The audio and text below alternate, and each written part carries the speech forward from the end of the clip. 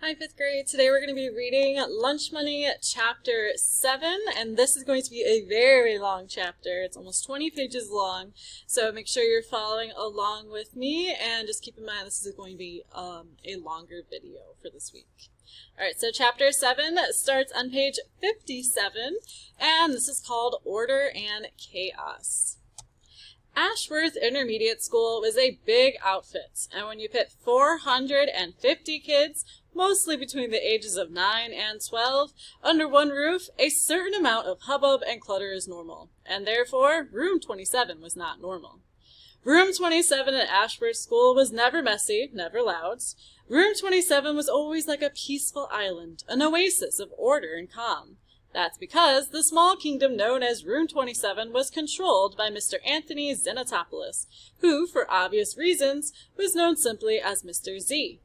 Mr. Z was a man of average size, except perhaps for his head, which seemed a bit too large for his body. But that might have been an optical illusion caused by the burst of black and gray hair spiraling out 1 or 2 inches in all directions. Apart from his unruly hair, Mr. Z dressed neatly, but not formally. He wore a coat and tie only for the end-of-the-year assembly. The rest of the time he wore khakis or corduroys and loose-fitting collared shirts, carefully ironed. He had piercing dark eyes and a bright smile, which made it harder to notice the large nose that lived between them. Mr. Z taught 6th graders, and in his kingdom, mathematics ruled. Everything about his room, including its legendary calmness, was a function of math. Mr. Z did not just teach 6th grade math, he lived math. He breathed and ate and slept and dreamed math. His wife taught geometry at the high school, so you could even say that he married math. Plus, their only son was an engineering major at the State University. For Mr. Z, math was a source of all that was beautiful, good, and true. Math controlled the orbits of the planets, always in perfect, stressless balance. Math was frictionless. Math supplied the principles that sent rockets past the moon and helped Beethoven create his symphonies. Mr. Z believed that even the smile of the Mona Lisa, like the spiral of the chambered nautilus, could be expressed as a ratio, a set of elegant numbers. The alarm clock, the thermometer, the calendar, the digital watch on his wrist, the odometer in his car, the test and quiz scores of his students, the percentage points of his grading scale, these gave him the numbers he lived by.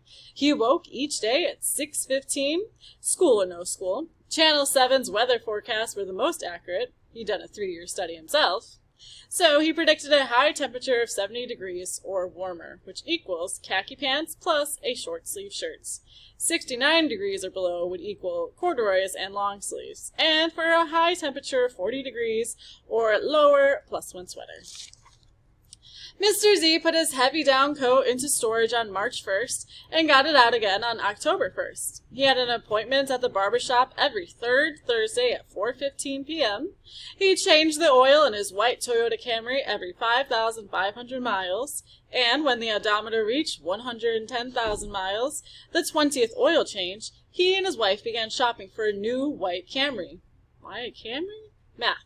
Camry was the car that cost the least amount of dollars, had the most features he could afford, and had the fewest service problems. Why whites? Again, math. White was the color that kept the inside temperature of a car lowest in the summer, when running the air conditioner meant buying more gas and getting fewer miles per gallon. There were 185 days per year, and 55 minutes in each class periods. Mr. Z wrote the number of remaining minutes of math class on the board at the start of each school day, beginning at 10,175. Quiz scores counted once, and test scores counted twice. Grade percentages were calculated out to 3 decimal places, then rounded up. And arguing about grades was pointless. Numbers never lied. Mr. Z had a sense of humor, but it was a mathematical sense of humor. He wasn't witty or clever, but he had an almost endless supply of math puns. What did the triangle say to the circle? Your life seems so pointless. What did the 90-degree angle say to the 91-degree angle? Don't be obtuse. What did the plus sign say to the minus sign? You're always so negative.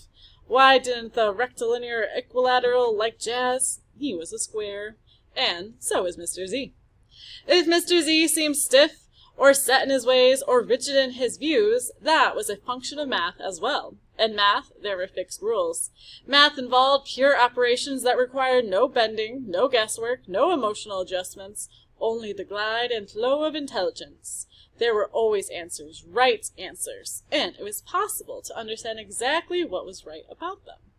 And that's why Mr. Z loved math. Loved. Not liked, not enjoyed, not appreciated. Loved.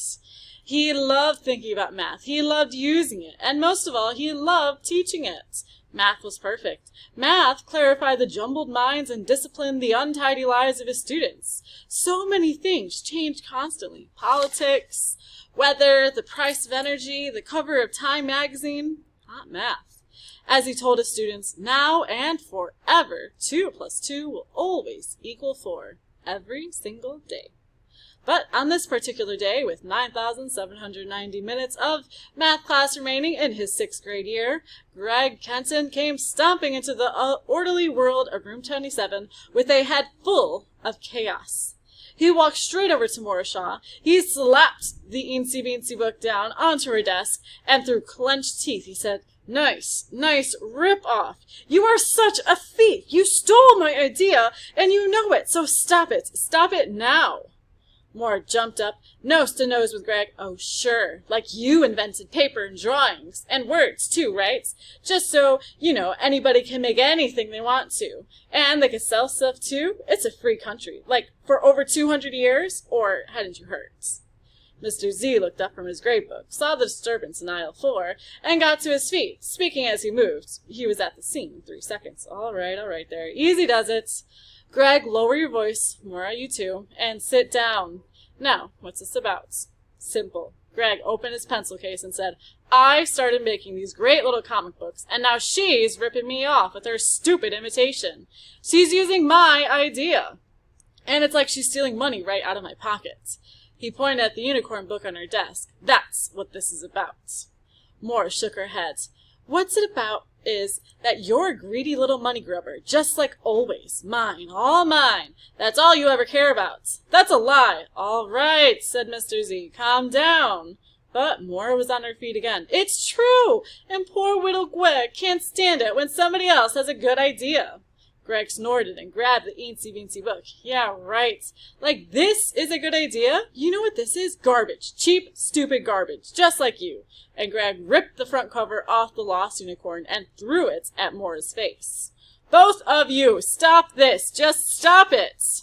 It was like Mr. Z had disappeared. All Mora could see was her little book as Greg began to tear off another page. Give me that! She swung her right arm to grab for it, and Greg yanked the book up above his head. And as Mora's hand followed the moving book, the bottom 3 knuckles of her right hand connected with a sharp crack against the left side of Greg's nose. Greg's mouth dropped open. So did Mr. Z's and Mora's. There was a half-second of stunned silence, and then, ow! Greg clutched his nose, which began to bleed, dripping onto Mora's desk. Room 27, usually quieter than the library, flashed to life. Did you see that? What? Where? Mora! She pounded him! No way! I saw it. Look at his nose. Oh, blood! And amidst all the other noise, Mora squeaked out, Oh, I'm really sorry. I didn't mean to. Really, I didn't. Mr. Z wanted to take charge. He wanted to quiet the room, calm Mora, and get Greg to the nurse, but there was blood. Numbers never bleed, which Mr. Z believed was one of their best qualities, because just the word blood was enough to make him start looking for a chair so he could sit and put his head between his knees. Mr. Z turned away from Greg, already woozy. His face was going gray, but as he slumped into the nearest empty desk, swallowing hard, he managed to say, Mora, please help Greg to the nurse. I'll be there. I'll be here. Mora rushed to the front of the room, yanked 5 or 6 tissues from the box on Mr. Z's desk, and hurried back to Greg. Here. Greg accepted the tissues, but when Mora took his elbow and began steering him toward the hallway, he jerked his arm free and made his own way out the door. It was bad enough he had just gotten a bloody nose from a girl. No way was he going to let that same girl turn around and help him. Morris stopped at the doorway of the nurse's office, and Mrs. Emmett took charge. Sitting Greg on the black vinyl cot, she grabbed a plastic cold pack from a cabinet and smacked it on her desk 3 or 4 times to activate the crystals. She pulled on a pair of pale green gloves, took a paper towel, got it wet at the sink, and began to clean up Greg's face. Lean forward. The nurse took the cold pack and wrapped it in a damp washcloth. Leaning over, she looked at the marks on Greg's skin and then pressed the cold pack gently against his face. Mrs. Emmett said, "How'd this happen?" It would have been so easy for Greg to lift his bloody hand, point a crimson finger, and shout, "Moore did it! She slugged me right in the nose! Hard!" He could have yelled so loud that the principal across the hall would have heard him. But he didn't. He mumbled, "It was an accident. Somebody grabbed for something. I got in the way." The nurse lifted the cold pack and touched Greg's nose carefully with her gloved fingers. He flinched. Mrs. Emmett said, "It's not broken, but you're going to have a black eye. A real prize winner. You need to stay here till I'm sure the bleeding has stopped."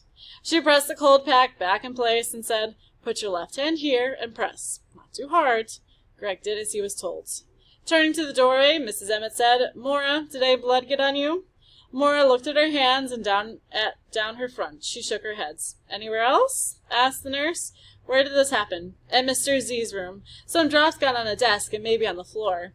Mrs. Emmett nodded. "I'll send the custodian with disinfectant. You should get back to class now." Mora hesitated. It was nice Greg hadn't blamed her, and she wanted him to turn and look at her. She wanted at least to nod a thanks at him, but Greg kept his eyes shut, so Mora turned and left. Mrs. Emmett said, "Greg, I have to go find the custodian. You can lean back on these pillows now, but stay still, all right?" And she was gone. The whole side of Greg's face throbbed as he eased himself back. Great. Black eye from a girl. Just what I always wanted. What Mora had said in Mr. Z's room came back to him. "You're a greedy little money grubber, just like always." Those words hurt. Worse than his nose. His big brothers had been calling him stingy and greedy for years. Is that what they all think? That I'm a money grubber? Everybody wants a lot of money, right? What's wrong with that? Can't I help it if I have good ideas and that I'm willing to work? There's nothing wrong with that. Greg became aware that he had something clenched in his right hand. He brought it up where he could see it. It was the wad of bloody tissues and something else. Mora's mini-book, The Lost Unicorn. The front cover was half gone, and some of the wrinkled pages were streaked with blood. Illustrated in living color, Greg thought, and that made him smile, which forced a sharp pain up through his nose and left eye. He got the book in focus, and using only his right hand, he began to turn the pages. Greg could tell right away that it wasn't his kind of story, which did not come as a surprise. It was about a young unicorn who got lost, also not a surprise. At first, the unicorn was terrified, but then she remembered what her mother and father had told her. If you ever have a problem, find someone with a bigger problem and offer to help. Do this and your own worries will disappear. So, the unicorn went looking for someone to help and found a princess who had been kidnapped, locked in a tower by a wicked ogre. The unicorn used her horn to chop down a tree, which leaned against the tower and gave the princess a way to escape. Then the unicorn gave the princess a ride back to her mother's castle. The queen was so happy to have her daughter back that she asked 10 of her best knights to help the unicorn find her way home, and they all lived happily ever after. Even though it seemed like a lame story to him, Greg had to admit that the writing was good, and the artwork wasn't bad either. It was actually a tiny picture book, not at all like a comic book. Each of Mora's pictures took up a whole page. There were no sequence panels, no page grids, and no speech balloons like comic books have. Still, the drawings were good, and Mora had drawn vines and flowers around the borders of each page. Bringing the little bit closer to his good eye, Greg blinked. Then he rubbed his finger on the page. The dark gray lines smudged and smeared. He could not believe what he was seeing. It is! This is original artwork. Mora is drawing every book by hand and putting them together one at a time. No wonder she went nuts when I started ripping this one up. Leaning his head back and closing both eyes, Greg smiled. He'd just made an important discovery. This meant that Mora did not know how to mass-produce her books. It meant that she had probably made only 4 or 5 of them tops. And it meant that at her current skill level as a mini-book producer, she was just messing around, hardly a serious competitor. Maura wasn't even in the minor leagues, and as his business mind clicked away, Greg saw the future grow bright again. With kids buying so many of his chunky comics that he would make tons of money, he would have to start getting his comics printed professionally. He'd had to hire a staff of artists to keep up with the increasing demands. Maybe rent a building or buy one. He'd start a website and start selling to the major comic distributors too. Eventually, he'd have to open branch offices in New York, Chicago, Los Angeles, Hong Kong, and London, too. Chunky Comics International. He'd get so rich that he could have a different limo for every day of the week, each day with a comic book hero painted on the hood. Bring! Greg sat straight up, completely fuddled. He blinked. A cold pack lay on his arm, his head hurt, and he was on the cot in the nurse's office. Then the events of the day tumbled into his memory. He'd been sound asleep. Mrs. Emmett smiled at him from her desk. Feeling better? Well, yeah, a little. Greg leaned back again, reaching for the cold pack. But then he made himself sit up. Actually, I feel a lot better, so I guess I should get to my next class. Greg had work to do. One more class period, and Thursday would be history. He had comics to sell. Maura came to the doorway. Hi, I brought your backpack and your pencil case. Your face looked better. Greg didn't know what to say, so he just nodded. Maura said, You going to class? Greg looked at Mrs. Emmett. Can I? She nodded. You should be fine, but if you feel uncomfortable, come back, all right? Okay. Greg stood up and walked to the door. Thanks. You're welcome. Maura gave Greg his things. He swung his backpack onto one shoulder, tucked the pencil case under his other arm, and headed down the long hallway toward the gym. Maura turned and walked beside him. So, she said, you got gym now? Nope. Greg picked up his pace. Maura matched him step for step. Language arts? No. Arts. Greg walked so fast that Maura almost had to trot to keep up. Hey, she said, before I forget, you have to go to Mr. Z's room after school. Still walking, Greg glanced at her. How come? Still walking, Greg glanced at her. How come? He wants to talk to you, and me, too. About what? About what happened. Great, said Greg. I'll be late for soccer. Maura said, should you run around today? I mean, with your eye and everything? Greg stopped short and swung to face her. Look, it's none of your business. It was just a little poke in the nose, all right? I'm okay, and I don't need you to tell me what to do. Fine, said Maura. Do whatever you want. I don't care. Good, because I don't care if you don't care. So go away. Don't worry. I'm going. Here. And Maura pushed a quarter into his hand. This is yours. What's this for? He asked. One of your comics. They're a quarter, right? What, you sold one? No, said Maura. I bought one. You? That's right. Maura stuck her chin out. Any law against that? No, said Greg. But why? That's a stupid question. I read it in math class. That's good. Creative pride won a small victory over ill temper. Greg smiled. You liked it? Really? Maura nodded. Yeah, it was okay, but the bell rang. Oops, I can't be late. Maura turned and dashed for class. But what? Greg called after her. Later, she called back. And Greg thought, later? Oh yeah, because we have to go see Mr. Z. The art room was closed, and Greg quickly forgot Maura's comments about his comic book. He had to finish a wire sculpture. The thing was due Monday, and it was going to take a small miracle to get it done on time. Still, that didn't keep Greg from selling 3 more copies of Return of the Hunter before the end of art class. That is the end of Chapter 7.